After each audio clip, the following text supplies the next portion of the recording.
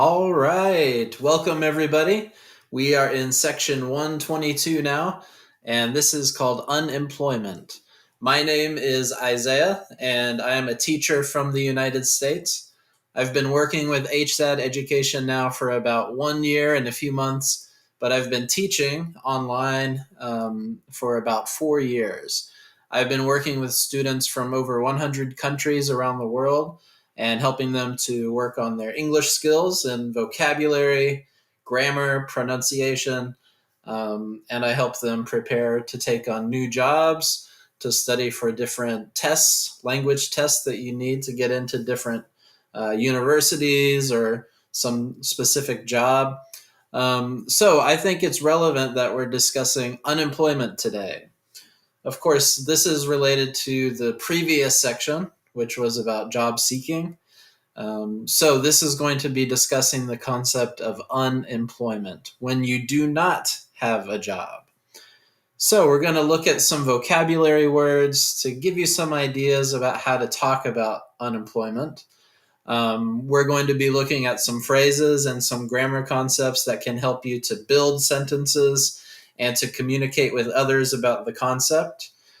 How can you explain what types of jobs you're looking for? Things like that. So we're going to be looking at unemployment. And let's get started here. As you can see, our vocabulary list before you, we have several words on here. All of these are going to be very useful when it comes to discussing your job search, when it comes to explaining to people what you're seeking in a job, and general employment vocabulary. So let's get started here. We're going to look at each of these vocabulary words individually, and then we're going to discuss their meaning, and then we're going to provide an example so we can see how we're going to use these in conversation and in our daily life. So here we go. Our first word, promotion. Promotion. And a promotion, as you can see here, this is an event or an action that results in an employee being given a higher position. So let's say, for example, that you used to be an office coordinator, and now you received a promotion. You became the office manager. So you were the coordinator, now you are the manager. You're moving up in terms of your responsibilities and also in terms of maybe your salary. So, hey, I got a promotion. I was office coordinator, but now I am office manager. Promotion. All right, number 2, we have job description. This is going to become relevant whenever you are seeking a job. So a job description, this is going to be something that tells you the duties, the responsibilities, and maybe even the qualifications you need in order to complete this job appropriately. So we have job description, a document that outlines the duties, responsibilities, and requirements of a job. So here's our example. I don't want to do that task. It's not in my job description. So somebody might say this if their manager comes up to them and they say, hey, can you do this task? And you're like, well, I don't normally do that task. And according to the original document that outlined all of my responsibilities, all of my duties, and the requirements for this job, this is not a task that's on that list. It's not in my job description. So you can say it like that. Not in my job description. Okay. All right, well, let's continue here. Okay, so our next word is salary, and we'll say it salary, like that. And a salary is a fixed regular payment. This is the money that you make in exchange for the labor that you do, in exchange for your job.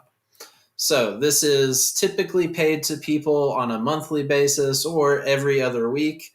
We call every other week bi-weekly. So this is the money you make at your job. Okay, and let's see what we have here for our example. I am really happy with my salary right now. I make more than enough to survive. And so you might say more than enough if you are saying that you have plenty of money to meet your basic needs in life. You have food, you have shelter, things like that. More than that is called more than enough. So you can live very comfortably there. Okay. Now we have benefits. All right, benefits. These are things that might be in the form of a payment. They might be in the form of healthcare. They might be in the form of time off, vacation time, sick days, things like that. But benefits are a payment or provision made by employer in addition to their salary. So in addition to the money that you make at your job, you can get something called benefits. And as our example here, I would love to have a job that had better healthcare benefits. So this is going to be something that you get in addition to the money you make at your job. Okay. And let's go see our next word here. Position. Position. All right. So position is basically the same thing as saying your job. So you could just refer to it. Sometimes it's a little bit more formal sounding, I would say, to communicate about your position. So a function you serve at the company. It includes the daily tasks and the projects that you complete. So this is position, very similar to job, like I said. So our example, how do you like your new position with the company? You could also just say, how do you like your new job with the company? All right. Volunteering. Volunteering. So, volunteering is a great activity for people who are seeking jobs. It can be something, or if they're seeking jobs for the first time, especially, that might be something that they can put on their resume that can show they have an interest in this area, whatever job they're applying for. It can show that they have developed skills relevant to this, all of those things. So, volunteering is a good way for people to build their experience in order to get their first job, or if they're in between jobs, to show that they continued to do something. So we have volunteering, to freely offer to do something, to work without being paid. And that's the key here, without being paid. All right. So what do we have for our definition? Our example, sorry. Volunteering is an excellent way to build experience and serve your community. All right, there we go. Volunteering. Okay, and let's see our next word here. We have professional references. Now, a professional reference is something that's very important when you're looking for jobs. These are people you've worked with in the past who understand your experience, and they can basically say, this person can do their job very well. So they can vouch for. That's what a good phrase for that is, vouch for. That means someone who knows you can say, yes, they know what they're doing. All right. So here's our example. Professional reference. You are required to submit 4 professional references if you want to be considered for the job. All right. And this is pretty standard in the job search. Training. Okay. Very important, of course. Anytime you get into a new job, you want to know, what am I supposed to do in this job?